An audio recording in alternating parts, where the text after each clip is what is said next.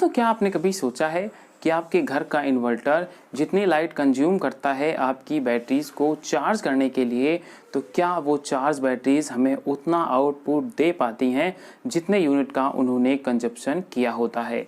इसके पीछे का आखिर असली कारण क्या होता है?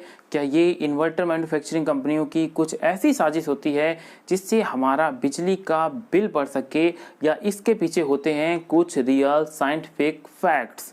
इसके बारे में पूरा डिटेल के साथ इस वीडियो में बताने वाला हूं। आपको मैं एक पूरा कोर नॉलेज देने की कोशिश करूंगा, वो भी बिल्कुल सिंपल भाषा में, जिससे आप किसी भी गलत इन्फॉर्मेशन के बहकावे में ना आए। वीडियो अंत तक जरूर देखिएगा। अगर आप लोग चैनल पर नए आए हैं तो चैनल को सब्सक्राइब जरूर कर लीजिएगा।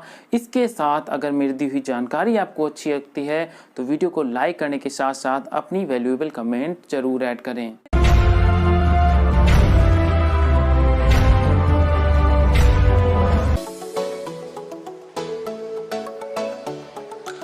इस बात का मैं आपको सीधा सीधा उत्तर दूं कि आपका इन्वर्टर अगर पर आवर 300 वाट कंज्यूम कर रहा है आपकी बैटरी को चार्ज करने के लिए, तो आपको डेफिनेटली उतना रिवर्ट आपको नहीं मिलेगा जब आप वो सप्लाई अपनी बैटरी से लेंगे। ये तो हो गया एकदम सीधा सीधा उत्तर। आप जानते हैं इसके पीछे के कारण क्या है, इसको दूर कैसे किया जा सकता है, और क्या है रियलिटी फैक्ट कि क्या वाकई कंपनियां आपके साथ फ्रॉड कर रही हैं। इस बात का उत्तर मैं आपको वीडियो के अंत तक जरूर देने वाला हूं। इन पॉइंट को समझ लेते हैं एक एग्जांपल के साथ। अगर आपने अपने घर में कभी इन्वर्टर की वायरिंग करवाई होगी तो आपका जो इलेक्ट्रीशियन आया होगा उसने आपको ये सजेशन जरूर दी होगी कि आप अपने घर में इन्वर्टर की वायर उन्हीं बोर्ड्स में कनेक्ट कराएं या उन्हीं बल्ब में कनेक्ट कराएं जिनका आप इन्वर्टर से मोस्टली ज़्यादा यूज करना चाहते हैं। आप अननेसेसरी इसका कनेक्शन सारे बल्ब्स में या पूरे घर में सप्लाई में ना करवाएं। इससे आपको एनर्जी के लॉसेस होंगे, आपका इन्वर्टर कम चलेगा, आपको कम बैकअप मिलेगा। क्या आपने कभी इसके पीछे का रीजन सोचा है? अगर नहीं सोचा है तो आज समझ लीजिएगा। उसके कहने का मेन मतलब ये होता है कि एनर्जी जितनी ज़्यादा पथ पर चलती है या जितनी कन्वर्ट होती है उतने ही एनर्जी में लॉसेस बढ़ते जाते हैं।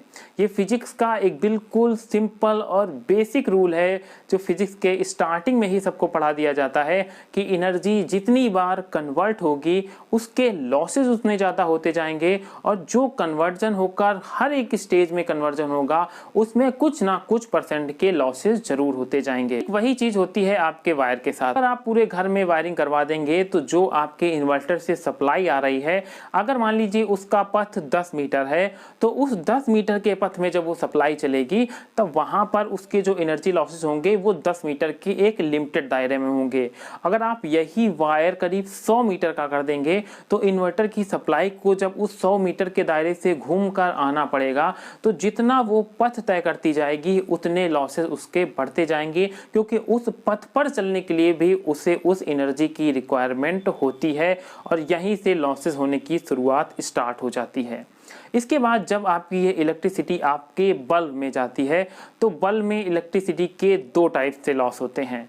एक होता है जब ये एनर्जी लाइट एनर्जी में कन्वर्ट हो जाती है तो उस एनर्जी से लाइट तो निकलती है, उसके साथ आपने देखा होगा कि बल्ब भी हीट करता है। मतलब कोई भी अगर लाइट चल रही है, CFL रॉड, तो सभी हीट करने लगते हैं।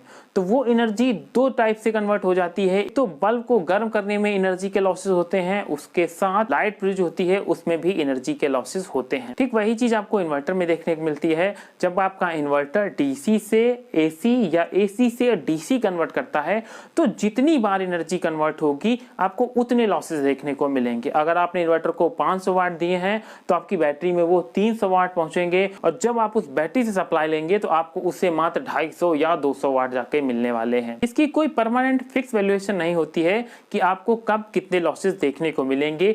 ये हर सिचुएशन पर, हर टाइमिंग पर वेरी करते हैं। अगर मैं एक परसेंटेज में आपको बताऊं तो ये करीब 22 से 25% लॉसेस होते हैं। अगर आप 100 वाट देंगे तो आपको 75 वाट का रिजल्ट मिलेगा। अगर आप 75 वाट देंगे तो आप इससे करीब 21-25% को रिड्यूस कर सकते हैं। इस टाइप से आपके ये एनर्जी के लॉसेस आपको हमेशा देखने को मिलेंगे। तो ये चीज आप बिल्कुल दिमाग से निकाल दीजिएगा कि ये आपके लिए गलत है, या आपके इन्वर्टर में कुछ खराबी है, या आपको इन्वर्टर मैन्युफैक्चरिंग कंपनियों ने कुछ ऐसी डिफॉल्ट करके दी है जिससे आप उसको ज़्यादा एनर्जी देते हैं और आपको रिवर्ट में कम आउटपुट मिलता है। आप जान लेते हैं इसका सलूशन आखिर क्या है। दोस्तों, अगर आज तक की सिचुएशन की बात की जाए तो अभी तक ऐसा कोई सलूशन नहीं निकला है जिससे आप एक एनर्जी को 100% से कन्वर्ट करें और वो जब कन्वर्ट होकर उसका रिजल्ट आए तो उसका रिजल्ट भी 100% हो। ये अभी तक फिजिक्स के लिए पूरी तरह से नामुमकिन है। पूरे वर्ल्ड वाइड अभी तक कोई ऐसी टेक्नोलॉजी नहीं बनी है जो 100% को कन्वर्ट करके 100% दे। उसमें आपको कुछ ना कुछ लॉसेस जरूर देखने को मिलेंगे। तो अगर आपसे कोई कहता है कि आपके वो लॉसेस को खत्म किया जा सकता है तो डेफिनेटली ये सिर्फ एक बहकाने वाली बात है और ये सिर्फ आपको गुमराह किया जा रहा है। तो दोस्तों, आप लोग खुद समझदार हैं। मैंने आपको पूरे रियल फैक्ट्स बताए हैं कि आखिर इसके पीछे के फैक्ट्स क्या हैं, इसके पीछे के रीजंस क्या हैं जिसकी वजह से हमको ये एनर्जी लॉसेस देखने को मिलते हैं। अगर फ्यूचर में कोई ऐसी टेक्नोलॉजी आती है जिससे आपके ये एनर्जी लॉसेस कम हो सके तब भी वो 100% नहीं होगी, वो 22-25 से कम होकर 15 या 14% रह जाएगी, क्योंकि जब तक टेक्नोलॉजी धीरे धीरे एडवांस नहीं होगी तब तक इन लॉसेस को पूरी तरह से खत्म कर पाना नामुमकिन है। दोस्तों, इसी के साथ करते हैं इस वीडियो को समाप्त।